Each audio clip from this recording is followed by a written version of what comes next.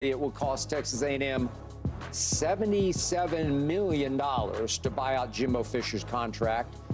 Jimbo was fired despite a 45-25 record at A&M and despite beating Mississippi State on Saturday 55-10 because, said athletic director Ross Bjork, we should be more relevant on the national scene.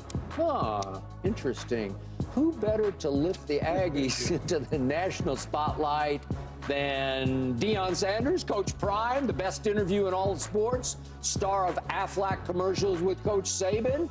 So, Keyshawn, should A&M pursue Deion? And if offered this job, should Deion accept the job? Well, two things you said, though, right? Should they pursue him? Yeah. Absolutely, 199.9%, 1,000%, whatever, however you want to say, right? 1,000,000%. They should pursue him. Now, should he accept the job is something totally different. Now, we know that he played for the Cowboys. We know that he has taken up residency in the state of Texas. Yep. We get all of that. But let's not forget that Colorado is headed to the Big 12 Conference. They are. Now you get a little more money for the university athletic department, everybody. It kind of, their pockets are getting full a little bit.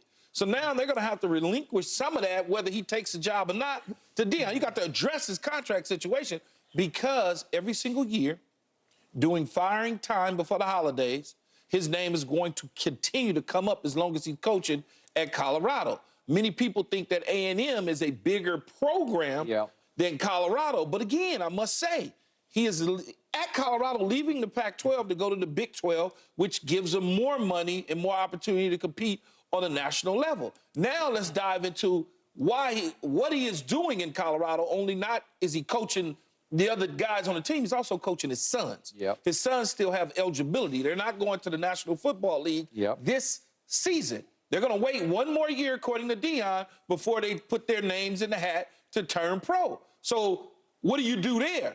Can the sons transfer? Well, not according to the NC2A rules. They can't transfer again. There's circumstances that I don't think they qualify and meet that will allow them to transfer. So it becomes a very sticky situation. Money changes a lot, though, in certain equations, right? How much money is enough money to get him to transfer? Are we talking about the highest paid coach in college football, $15 million a year, lifetime deal? Like, what would make somebody say, you know what, I'm going to go to A&M and I got to forget about Colorado?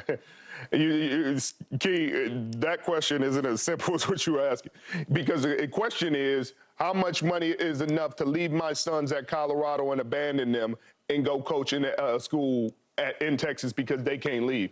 And there's not enough money on this earth for Prime to do that. So this conversation isn't as relevant as we're making it out to be. He is a great father, and he has coached his kids at every level that they played, from Pop Warner to now college football. So I don't think at this point in time he's going to go chase the money and abandon his sons that he literally just said are coming back for another year. Now, if both his sons declared for the draft and they went into the draft and got drafted, then maybe there'd be a chance. There'd definitely be a conversation, and Texas A&M has all the money in the world to throw at Prime. It's funny that these colleges have all the money in the world to literally buy coaches out. Hey, I'm going to pay you not to coach. But, hey, we don't need to pay these kids. Look, we'll give you $77 million or $72 million to go home. But now these kids, this is an amateur game, and it's played by amateurs, and we don't want to have a salary cap and things like that because these players will take it too far. That's the most ridiculous thing about college football. But no, I don't think there's a number. I don't think there's a conversation. I don't think Prime would ever even entertain it until his sons are out of college. Yeah, I wonder, Skip, if there's everybody revisits things multiple times. We just do. It's human. I don't want to do that. I'm not doing that. I'm not into that. In that conversation, you know how it is, Skip, all of a sudden, those conversations change depending on the circumstances that are before you at that point in time. 2 weeks ago, no, they're not going pro. 3 weeks later, they're not going pro. But I'm just saying, conversations, all of a sudden, they say, hey, we really want to go pro, Dad. Let us do what we want to do. Maybe. And that's all I'm saying. I'm not saying he's going to do it, not going to do it. I just know conversations change all the time. Okay. Here's what I know about Texas A&M. I know a whole bunch of Aggie alums. And on the night of October 9th of 2021, my phone blew up because in College Station, Texas A&M, under Jimbo Fisher, had beaten #1 ranked Alabama. And it went to the wire. It was 41-38. And the starting quarterback for Alabama that night was Bryce Young. So they did it at the highest level. And yet they'd already lost a couple of games up to that point. And down the stretch of that season, they went to Ole Miss and lost a 29-19 game. And then they went to LSU and lost a 27-24 game. And they went up 8-4. That's not what those people want. They were out of their minds the night of October 9th, but they want to validate that with a national championship. These are some of the deepest pocketed alums in this world, and yet they have the highest expectations. And it's funny to me because Colorado does have some football tradition and legacy, because once upon a time, back in the, what was it, like 1990, I guess it was, they won the national championship. A&M, not so much. Yet A&M is now in the SEC, and you're going to have to deal with the Alabamas and the LSUs.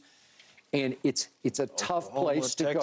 Pretty soon you're going to have Oklahoma and Texas. And by the way, you're going to have to recruit, as you have your lifelong, against Texas for the best players in the state of Texas, as Coach Sark. As well as Oklahoma, too, because they recruit Texas. Do they?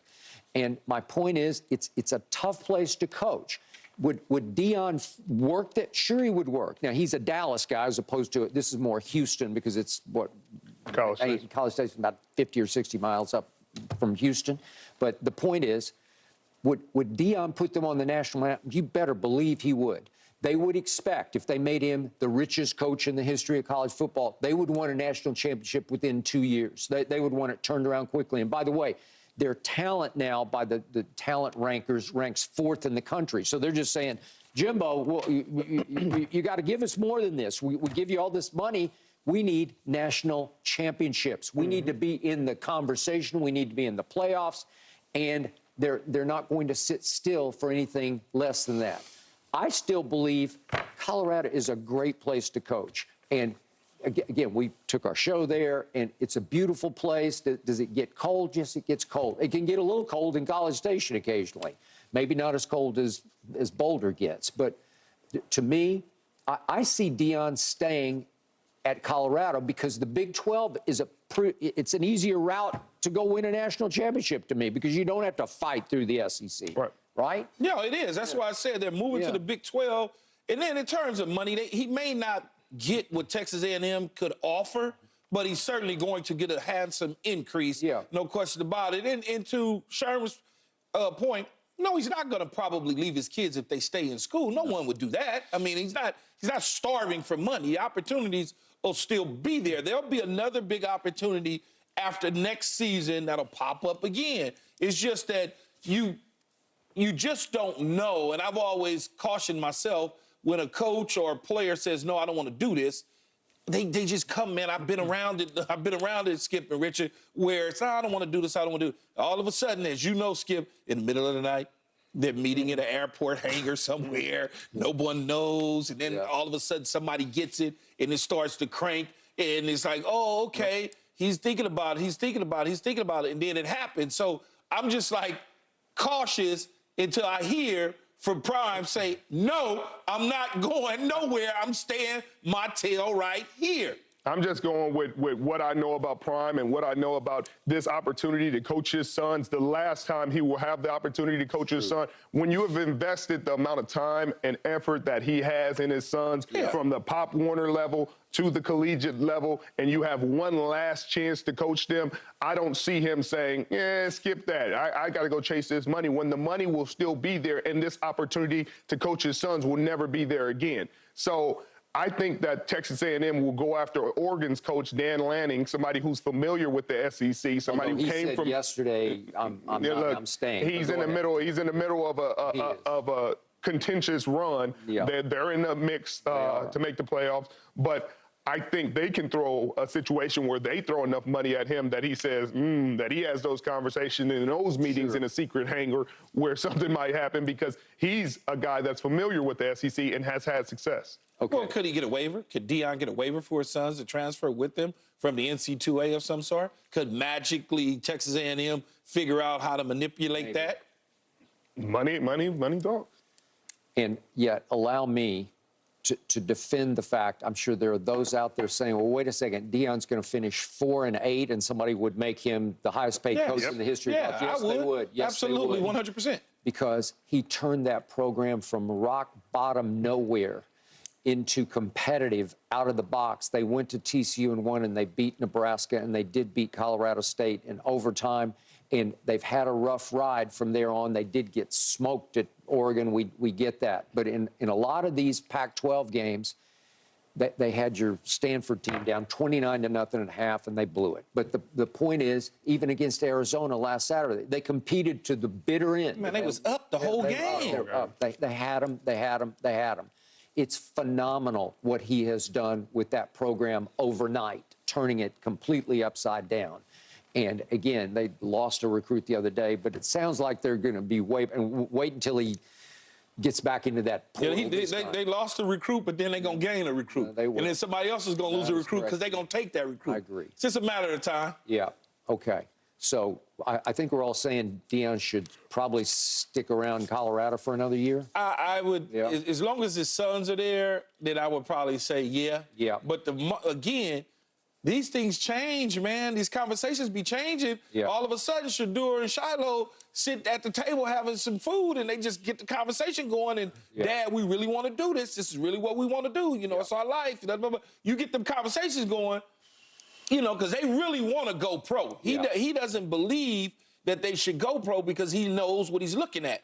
And he wants them to succeed at the highest level. Right. So I get it, but the conversations change, man. They just change. Their stock is going to be higher next year. Shedeur is going to be in a draft with quarterbacks without Caleb Williams. He'll be the head of the class. He'll be the most talked about quarterback in the class. He will not be if he comes out this year. Shedeur, I mean, Shiloh's situation is much different than Shedeur's. His draft status is much different than Shedeur's, and it will be better next year if he stays and has an improved season. I got $200 million for you. You ready to take the job, Richard? Look, I ain't coaching my sons. Where are we going?